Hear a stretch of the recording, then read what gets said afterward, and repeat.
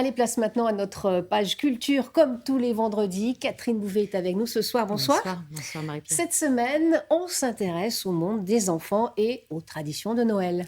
Oui, je voulais aussi vous faire découvrir un personnage, Sébastien Rieux, qui est un dessinateur caricaturiste qui vient de sortir son propre conte de Noël, mais on fait appel à lui et à son talent pour dans d'autres circonstances bien différentes. Regardez, les images sont signées Sylvie Tusquemounet. Les rues de Bordeaux offrent un spectacle de tous les instants pour Sébastien Rieux, qui y trouve l'inspiration. Souvent installé à la terrasse des cafés, le dessinateur improvise son bureau idéal, en pleine lumière pour travailler la couleur, un plaisir qui n'était pas évident car ses yeux voyaient autrement. Vu que je suis daltonien, je me suis mis à la couleur à 36 ans. Et j'adore les films en noir et blanc, mais le noir et blanc, je ne sais pas pourquoi, ça m'a toujours un peu déprimé.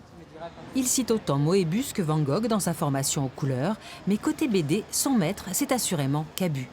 Sébastien Rieux s'est également spécialisé dans les croquis d'audience pour la presse. Il a dernièrement couvert des procès à grand retentissement à Bordeaux et Mont-de-Marsan. Tout le monde me demande, mais c'est pas déprimant d'aller dans des procès, écouter. Moi, j'y vais même si on ne me demande pas. Je rajoute. J'adore ça. Il faut aller vite. Il faut capter des choses dans la personnalité, Alors, on n'est pas très objectif, parce que quand on est en train d'écouter un criminel dont on nous dit qu'il a fait des choses horribles, rapidement on se fait un avis, surtout si on le scrute.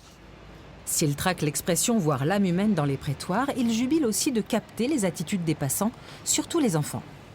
Le simple fait de voir une petite fille qui se prend toutes ses bulles de savon dans le visage, je trouvais ça très rigolo. Il vient de sortir sur son site internet une petite BD pour Noël qui lui est venue tout naturellement. J'ai passé une après-midi à garder deux petites filles de 3 et 5 ans et on a fait des dessins ensemble et je faisais des dessins pour les faire rigoler. Et je me suis rendu compte à la fin de la journée que j'avais une histoire. L'histoire d'une petite fille qui se fait voler ses cadeaux de Noël par des vaches qui roulent en 2 chevaux et donc elle va partir à la poursuite des vaches dans Bordeaux. On peut dire que c'est un conte de Noël. Des histoires pour enfants, c'est ce qui lui plaît en ce moment. Des histoires qui surtout se terminent bien à la fin.